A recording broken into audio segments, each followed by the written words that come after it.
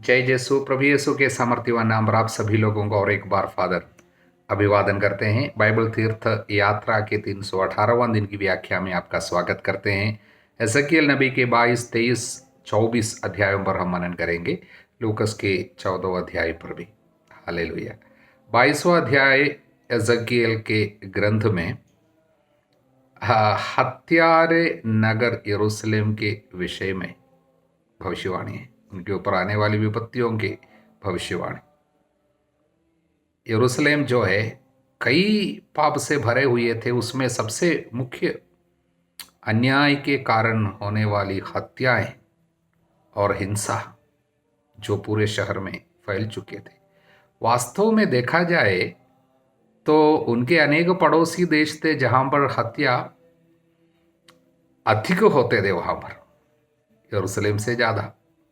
यूदा में जितनी पापोमय बात है उससे भी अधिक पाप अन्य पड़ोसी देश जो अविश्वासियों के देश है वहां पर होते थे। किंतु फर्क क्या होता है? फर्क यही है, यूदा, यरूशलेम, इनको वचन मिला था, संहिता मिल चुके थे, नियम प्राप्त थे, उनके पास अनेक नबियों को भेजे गए थे, उनके पास पुरोहित थे, उनके पास मंदिर थे, सच्चे ईश्वर का विश्वास प्राप्त हो गया था। इसलिए उनके पाप अधिक भयानक और अधिक विपत्ति को लाने वाले होता है, क्योंकि प्रभु ने कहा जिनको अधिक दिया गया है उनसे अधिक मांगा जाएगा। पिता की इच्छा जानने के बावजूद जिन्होंने तैयारी नहीं की वे अधिक मार खाएगा, यही कारण है। हालेलुया। इतिहास के उस समय में जब ये सब बताए गए हैं, एजकियल के समय में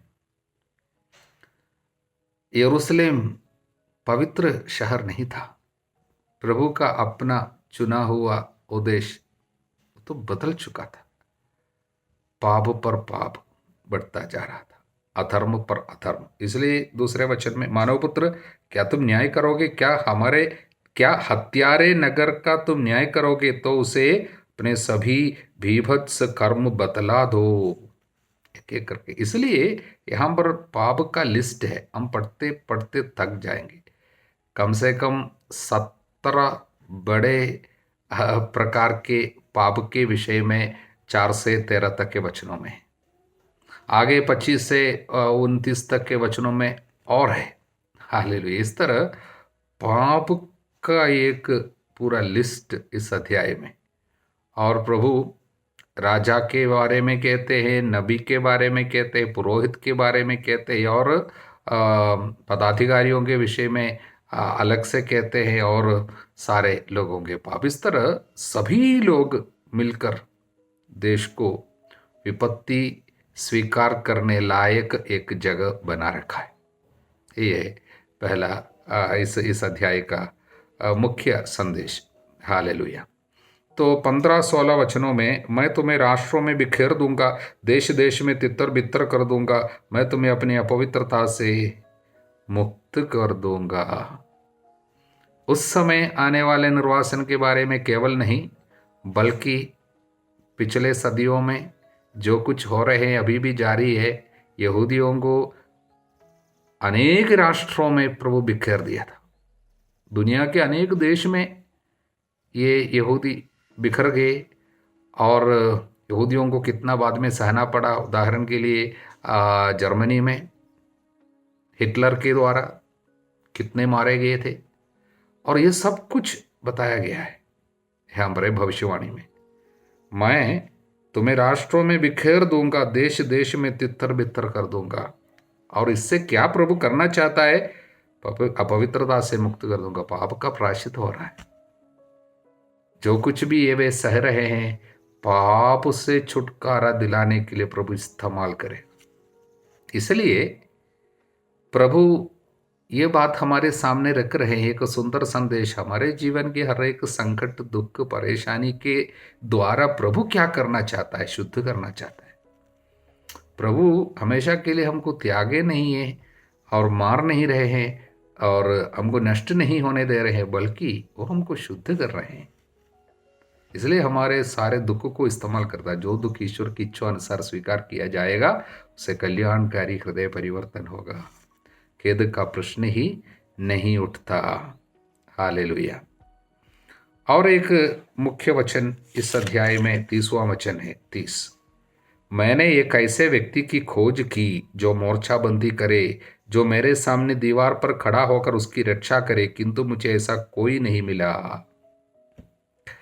प्रभु जिस व्यक्ति की खोज कर रहे हैं वो घर बनाने वाले, कोई बिल्डर या इंजीनियर या मिस्त्री, मेसन जो है वो सब, उसको सब नहीं है। प्रभु किसकी खोज कर रहा है? मोर्चाबंदी करने वाले और दीवार पर खड़ा होकर रक्षा करने वाले। ये कौन है? प्रार्थना करने वाले, मध्यस्थता मांगने वाले किसी की खोज कर रहे। देश के लिए उपवास के साथ आंसू बहाकर प्रार्थना करने वालों की खोज कर रहे थे, लेकिन नहीं मिला। ये बहुत बड़ी एक विडंबना है। मध्यस्थ प्रार्थना, मध्यस्थ लोगों की कमी, देश के लिए प्रार्थना करने वालों की कमी। हालेलुया। इससे प्रभु यीशु की सेवा कार्य के बारे में हमको यहाँ पर इस भविष्यवाणी है, ये संदेश है। प्रभु की सेवा क्या थी? वो निरंतर हमारे लिए मध्यस्थ प्रार्थना करता है। ये इब्रानियों के अध्याय 7 वचन 25। He lives in order to intercede. वो इसलिए जीवित है, प्रार्थना करने के लिए जीवित है। हालेलुया। भले ही एसकेल के समय में कोई मिल नहीं गया पिता को, इसलिए पिता हमेशा के लिए किसी को दे दिया, मोर्चाबंदी करने वाले, a wall builder, a man to stand in the gap. पिता ईश्वर के सामने हमारी कमजोरियों के लिए मध्यस्थता मांगने वाले, हमारे ऊपर दया के लिए मध्यस्थता मांगने वाले यीशु हमें प्राप्त है। इसलिए ये वचन बहुत ही सुंदर वचन है। 30वां वचन मध्यस्थ प्रार्थना के महत्व को प्रकट करता है। हालेलुया। पिता कितना चाहता है ऐसे लोगों को, ये प्रकट करता है। जब जब विपत्ति आती है, प्रभु सबसे पहले देखता है कौन है वहां पर। हालेलुया। मध्यस्थ बन जाइए। 23वां अध्याय में दो बहनों की इस दृष्टांत के माध्यम से प्रभु यूदा के घोर पापाचरण पर, उनके भयानक बेवफाई पर, विश्वासघात पर प्रकाश डाल रहे हैं।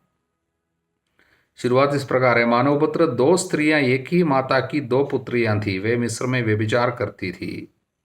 एक ही माता, वो कौन थी? अविभाजित इज़राइल। विभाजन के पहले एक ही देश इज़राइल, एक ही देश था, वही ये माता। और उनकी दो बेटियां, कौन? एक इज़राइल, दूसरा यूदा। हालेलुया। तो इन लोगों को प्रभु अपनाया। अनेक अन्य जनताओं से प्रभु इनको सेपरेट किया, अपनाया, अपने लिए चुनकर नियुक्त किया। विधान की एक रिश्ता उनके साथ, एक संबंध, गहरे घने संबंध, पति पत्नी के रिश्ते की तरह एक गहरा संबंध प्रभु इनके साथ जोड़ा। किंतु इन्होंने क्या किया? अन्य देवताओं की पूजा की, अन्य जातियों के साथ रिश्ता जोड़े और उन पर भरोसा रखे, और इस तरह प्रभु के साथ विश्वासघात किया। इसलिए इसको एक स्पिरिचुअल अडल्टरी कह सकता है। इसलिए वचन हमेशा व्यभिचार शब्द से ही इसको पुकारते। तुमने व्यभिचार किया। मूर्ति पूजा को हमेशा प्रभु व्यभिचार का दर्जा दिया है। हालेलुया। इसलिए उनके उन पाप के विषय में प्रभु यहाँ पर इस पूरे अध्याय में प्रकट करते हैं। इसलिए इसको पढ़ते समय कभी कभी कुछ अजीब सा लगेगा, कुछ शब्द खुलकर बताया गया पापाचरण के बारे में। अंतिम वचन इस प्रकार है, तुम्हें अपने दुराचरण का प्रतिफल मिलेगा, अपनी पापपूर्ण मूर्ति पूजा का दंड भोगना होगा, तब तुम ये जान जाओगी कि मैं ही प्रभु ईश्वर हूं। प्रियजनों, अब हम लोग बराबर इन नबियों के द्वारा क्या सुन रहे हैं? पाप, विपत्ति। पाप कितना भयानक है। प्रभु के सामने ये पाप कितना भयानक एक चीज है, और पाप को हल्का नहीं लेने का। प्रभु पाप को बहुत ही गंभीरता से ले रहे हैं, और उसको कितना दुख उसके द्वारा मिलता है, और उसके कारण प्रभु न चाहने पर भी हमारे ऊपर विपत्ति को, उनको आने की अनुमति उनको देना पड़ता है, न्याय करना पड़ता है, क्योंकि वो न्यायी प्रभु है, दयालु है, न्यायी भी है। दयालुता के कारण ही ये सब बराबर प्रकट कर रहा है। किसी न किसी रीति से हम लोगों को सभी विपत्ति से, पाप के दंड से वो छुड़ाना चाहता है, बचाना चाहता है। प्रभु को हम धन्यवाद दें। हालेलुया। 24वां अध्याय का 2 भाग है। पहला भाग 1 से 14 तक के वचन में यरूशलेम के भाग्य के बारे में है, द फेट ऑफ जेरूशलेम। एक बर्तन के, जंग लगा हुआ बर्तन के दृष्टांत द्वारा उनकी हालत को प्रभु प्रकट कर रहे। वचन 6, प्रभु ईश्वर कहता है, धिक्कार उस खूनी नगर को, यरूशलेम के बारे में, उस बटलोई को, बर्तन है जिसमें जंग लगा है, जिसका जंग साफ नहीं किया जा सका, उसका एक एक टुकड़ा बिना किसी भेदभाव के बाहर निकाल लो। तो प्रभु कहते हैं कि यरूशलेम शहर पाप से भरा हुआ है, जंग लगा हुआ है, भ्रष्टाचार, मलिनता, अशिष्टता, यानी उनके मूर्ति पूजा, जिसको प्रभु आध्यात्मिक व्यभिचार कहते हैं, ये सारी चीजों से भरे हुए, उसके बावजूद ऑब्स्टिनेट है, हठी है, अपश्चाताप है उसमें, और दृष्टता है, उसी पे जीवन बिता रहे। इसलिए प्रभु कहते हैं, वचन 14, यह मैं प्रभु ने कहा है, ये होकर रहेगा, मैं इसे पूरा करूंगा, मैं अपना निश्चय नहीं बदलूंगा, मैं किसी को नहीं छोड़ूंगा, मैं कोई दया नहीं दिखाऊंगा, मैं तुम्हारा न्याय तुम्हारे आचरण और कर्मों के अनुसार करूंगा। प्रभु ईश्वर की वाणी। अगला भाग बहुत ही दुखदाई एक संदेश है। प्रभु अचानक कह लेता है नबी से, तुम्हारी प्रिय पत्नी, जिसको तुम बहुत प्यार करते हो, वो पत्नी आकस्मिक रूप से मरने वाले, मैं उसका जान वापस लूंगा। और वो एक संदेश है। हालेलुया। इजरायलियों के लिए प्रभु एक बड़ा संदेश देना चाहते हैं, या यूदा के लोगों के लिए, इनके चुने हुए एक व्यक्ति के जीवन साथी की मृत्यु को भी प्रभु सेवा कार्य में इस्तेमाल कर रहे हैं, सुसमाचार के कार्य में इस्तेमाल कर रहे हैं। प्रभु कहते हैं, मानव पुत्र तुम जिसे प्यार करते, वचन 15-16, मानव पुत्र तुम जिसे प्यार करते हो, मैं उसे आकस्मिक मृत्यु द्वारा तुमसे अलग कर दूंगा, किंतु तुम न तो शोक मनाओगे, ना विलाप करो, ना रो, तुम अपना दुख पी कर चुप रहो, मृतक के लिए मातम मत मनाओ।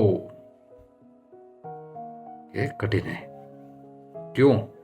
वचन 19 है, लोगों ने मुझसे कहा, हमें बताइए कि हमारे लिए आपके आचरण का क्या अर्थ है।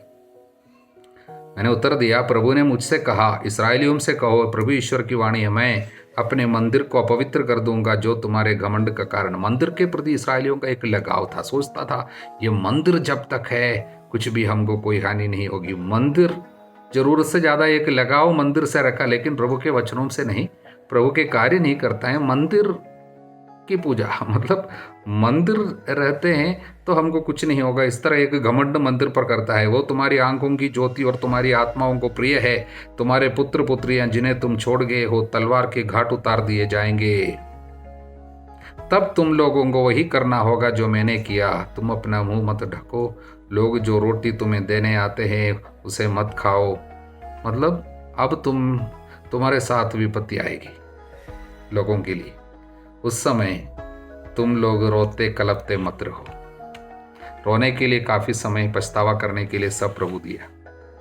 वो समय इन्होंने इस्तेमाल नहीं किया। इसलिए इनके प्रिय पत्नी को, नबी के प्रिय पत्नी की मृत्यु पर नबी को किस तरह आचरण करना चाहिए, वो एक संदेश है। प्रियजनों, दुख द्वारा प्रभु शिक्षा दे रहे हैं। एक चुने हुए व्यक्ति के जीवन के हर एक पहलू को प्रभु इस्तेमाल करेगा सेवा में। उनके प्रियजनों की मृत्यु, उनके जीवन में आने वाली बीमारी, तकलीफ, परेशानी, तिरस्कार, सब कुछ को प्रभु इस्तेमाल करता है। ये छोटी बात नहीं। हम प्रभु को धन्यवाद दें। हालेलुया।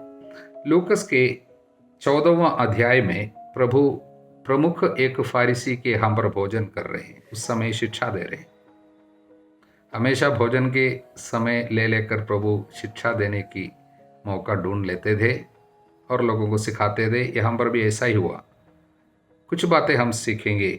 12 से लेकर वचन। फिर ईसा ने अपने निमंत्रण देने वाले से कहा, जब तुम दोपहर या शाम का भोज दो तो न तो अपने मित्रों को बुलाओ, न अपने भाइयों को, न अपने कुटुंबियों को, न धनी पड़ोसियों को, कहीं ऐसा न हो कि वे भी तुम्हें निमंत्रण देकर बदला चुका दे। पर जब तुम भोज दो तो कंगालों, लूलों, लंगड़ों, अंधों को बुलाओ, तब तुम धन्य होंगे। हालेलुया। प्रभु यहां पर क्या बताना चाहते? जॉर्ज लियो हाइडोक नामक ईश शास्त्री हमको बताते हैं, कभी ये नहीं सोचना कि प्रभु हमें मना कर रहे हैं कि हम अपने कुटुंबियों को कभी भोजन ना दो या पड़ोसियों को कभी मत बुलाओ पार्टी में। ये सब प्रभु नहीं बोल रहे हैं। ये तो प्रभु के शिक्षा के खिलाफ हो जाते हैं, क्योंकि सबों को प्यार करना उसने सिखाया। किंतु यहाँ पर प्रभु क्या बताना चाहता है, क्या करना चाहता है? प्रभु अपने हमारे इरादों को थोड़ा और पवित्र करना चाहते हैं, हमारे उद्देश्य को और शुद्ध करना चाहते हैं। देखिए, अक्सर हम जब भोज वगैरह देते हैं, पार्टी वगैरह में किसी को बुलाते हैं, तो हम अपने स्टैंडर्ड को थोड़ा देखते हैं, हमारे मुताबिक लोग है क्या। तो उनको सब बुलाते समय हम अपने घमंड को परोसते हैं। हालेलुया। हमारे अहम को परोसते हैं हम शायद, या कभी किसी को, बड़े बड़े लोगों को बुलाते ताकि उनके सामने हमारी थोड़ा सा अच्छाई हो और उन लोग हमारी भी मदद बाद में करे। मुझे बाद में उनसे थोड़ा काम है इसलिए उनको बुलाया है। इस तरह कई बातें होगी। स्वार्थ, अहम, घमंड, इस तरह की काफ़ी चीज़ें ये हम पर काम करता होगा। हालेलुया। किंतु प्रभु हमसे कहते हैं और धन्य होने का एक रास्ता है, वो है आपके पास कुछ देने के लिए है तो गरीबों को क्यों ना दे। अंधे, लूले, लंगड़े, कंगाल, उनको देने से फायदा क्या है? अधिक प्रतिफल मिलेगा। क्यों? क्योंकि गरीबों में बाइबल कहता है जो गरीब की मदद करता है प्रभु को उधार देता है। हालेलुया। दूसरी बात, इन नन्हों में किसी के लिए, छोटे से छोटे भाइयों में किसी के लिए जो कुछ भी करता है मेरे लिए करता है, प्रभु ने कहा। एक व्यक्ति जितना ज्यादा कंगाल होता है, जितना ज्यादा दुर्बल होता है, उतना ज्यादा उस व्यक्ति में ईश्वरीय उपस्थिति अधिक होती है। क्यों? तुम्हारी दुर्बलता में मैं अपना सामर्थ्य प्रकट करूंगा। हालेलुया। इसलिए हमारे लोगों की दुर्बलता जितना बढ़ती है उतना ज़्यादा उनसे हमें प्यार करना, उनका आदर करना चाहिए, जिससे हम जो उनको देते हैं वो प्रभु को जाते हैं। तब हम आध्यात्मिक रूप से और धन्य होंगे। इसलिए दुनिया की दृष्टि से देखने से हम लोग बड़े बड़े लोगों को बुलाएंगे, जो हमारे स्तर के हैं उनको बुलाएंगे, लेकिन ईश्वरीय दृष्टि कुछ हटकर है। इसलिए लूकस के सुसमाचार के इस 14वां अध्याय में प्रभु हमको एक ईश्वरीय दृष्टि प्रदान करना चाहते हैं, आध्यात्मिक अंतर्दृष्टि। आगे 26वां वचन में ईसा के साथ साथ एक विशाल जनसमूह चल रहा था। उन्होंने मुड़कर लोगों से कहा, वचन 26, यदि कोई मेरे पास आता है और अपने माता पिता, पत्नी, संतान, भाई बहनों, यहाँ तक कि अपने जीवन से बैर नहीं करता तो मेरा शिष्य नहीं हो सकता। ये बैर की मतलब क्या है? प्रभु जो प्रेम की पुजारी है, प्रेम करना सिखाया, प्यार करते हुए धरती पे आया। ईश्वर का प्यार का प्रकटन, सर्वोच्च प्रकटन है यीशु। तो घृणा किसी से करने के लिए प्रभु ने नहीं सिखाया, शत्रुओं से भी प्रेम करना सिखाया। तो यहाँ पर एक बैर शब्द का अर्थ प्रभु जो चाहता है वो कुछ अलग है, कुछ हटकर है। इसलिए ये नहीं कभी सोचना कि माता पिता और भाई बहन रिश्तेदार इनसे सब बैर करने से ही शिष्य हो सकता है, बिल्कुल नहीं है। प्यार जरूर करना है, माता पिता का आदर करना सब प्रभु सिखाया है। फिर यहाँ पर कौन सी बात है ये बैर? इसका मतलब यही है कि प्रभु के कार्य में कोई भी बाधा नहीं बननी चाहिए। आपका रिश्ता, आपकी रिश्ता, चाहे वे कितने भी आपके दिल के करीब हो, प्रभु के पास जाने से, प्रभु के कार्य करने से आपको रोकना नहीं चाहिए। इसका मतलब जरूरत से ज़्यादा लगाव आपके माता पिता से भी नहीं होना चाहिए जितना कि आपको प्रभु से नहीं होता हो। प्रभु के कार्य करने के लिए यदि माता पिता रोक रहे हैं तो आपको प्रभु के कार्य को देखना है। अगर प्रभु आपको बुलाया, आपको लगता है और माता पिता उसका खिलाफ है, यहाँ पर किसका आदर करना है? प्रभु का आदर करना है। हालेलुया। और प्रभु के कहना मानना है। इसलिए कभी कभी माता पिता को छोड़कर भी हम लोगों को प्रभु की सेवा करना पड़ेगा। इसका मतलब यही है कि ईश्वर के प्रति प्यार जो है पहला स्थान लेता है। अन्य किसी के भी प्रति प्यार प्रभु से भी बढ़कर, प्रभु के कार्य करने के लिए बाधा बनने लायक कोई प्यार हमारे जीवन में नहीं होना चाहिए। प्रभु को धन्यवाद। आगे दो दृष्टांतों के जरिए और कुछ महत्वपूर्ण बातें प्रभु सिखा रहे हैं। वो है मीनार बनवाने वाले के दृष्टांत और युद्ध करने वाले राजा का दृष्टांत। क्या है? तुम्हें ऐसा कौन होगा जो मीनार बनवाने चाहे, पहले बैठकर खर्च का हिसाब न लगाए और ये न देखे कि क्या पूरा करने की पूंजी उसके पास है। अथवा कौन ऐसा राजा होगा जो दूसरे राजा से युद्ध करने जाता हो, पहले बैठकर ये विचार न करे कि जो 20,000 की फौज के साथ उस पर चढ़ा आ रहा है वह क्या वह 10,000 की फौज से उसका सामना कर सकता है। संदेश यही है कि आध्यात्मिक जीवन में हम लोगों को कितनी जागरूक रहना चाहिए। एक व्यक्ति जब विश्वास करते हैं, साथ साथ बहुत ही ज़्यादा उत्तरदायित्व को अपने ऊपर ले लेते हैं। पुत्र, यदि तुम प्रभु की सेवा करना चाहते हो तो विपत्ति की सामना करने को तैयार हो जाओ। हालेलुया। इसे हम कहते हैं ए कॉस्ट ऑफ अनॉइंटिंग, अभिषेक की कीमत। वो कोई पैसा नहीं है, बल्कि आध्यात्मिक उत्साह है। सुसमाचार के कार्य के लिए हमारे अंदर होने वाले उत्साह, प्रभु के कार्य के लिए क्रूस उठाने का सामर्थ्य, त्याग, तपस्या, प्यार से उठाने के लिए आग्रह, यह सब है। क्योंकि हमारा युद्ध निरे मनुष्यों से नहीं है, बल्कि अंधकार में संसार के अधिकारियों, अधिपतियों, शासकों, आकाश के दुष्ट आत्माओं से है। इसलिए ईश्वर का अस्त्र शस्त्र धारण करना है और सदा जागरूक रहना है, क्योंकि थोड़ी सी लापरवाही शत्रु को हमारे ऊपर हावी होने देता है। इसलिए हम लोगों को जागरूक रहना है। हम कहाँ जाते हैं, किससे मिलते हैं, क्या फैसला लेते हैं, जीवन के हर एक पहलू पर हम लोगों को एक निगरानी बनाए रखनी होगी, निगरानी बनाए रखना होता है। इसलिए प्रभु जागते रहो बराबर कहते हैं। इसी तरह 35वां वचन, ये दोनों बोलने के बाद प्रभु क्या सिखा रहे हैं? तुम में जो अपना सब कुछ नहीं त्याग देता वो मेरा शिष्य नहीं हो सकता। तो ये इसलिए सिखा रहे थे कि प्रभु ये समझाना चाहते हैं, त्याग। क्या आप सब कुछ छोड़ना चाहते हैं? मतलब छोड़ सकते हैं। जो कुछ प्रभु के कार्य में बाधा बनते हैं, चाहे भले ही वो बहुत दिल के करीब, वो छोड़ना होगा। इसलिए तो प्रभु कहता है, दाया हाथ पाप का कारण बनता है, काटना पड़ेगा। आंग पाप का कारण बनता है, निकलना पड़ेगा। ये सब मतलब यही है, कुछ रिश्ते या कुछ स्वभाव शायद हाथ के जैसा शरीर का हिस्सा हो गया होगा, फिर भी उसको काटना होगा। भले ही उसको काटना, उसको निकालना, उस व्यक्ति को या उस रिश्ते को या कुछ स्वभाव को छोड़ना इतना दर्दनाक हो सकता है, मानो हाथ काट रहे हो या आंख निकाल रहे हो, फिर भी वो करना होगा। इस तरह जो अपना सब कुछ त्यागने के लिए तैयार नहीं है, शिष्य नहीं हो सकता। इसलिए शिष्य तो जरूर हमसे कुछ उत्तरदायित्व मांगते हैं, हमसे कुछ मांगते हैं। उसको पूरा करने के लिए हमारे अंदर हिम्मत होनी चाहिए। हिम्मत वाले लोग केवल आध्यात्मिक जीवन बिता पाएंगे।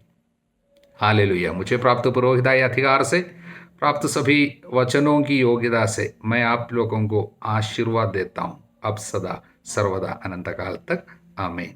जय जय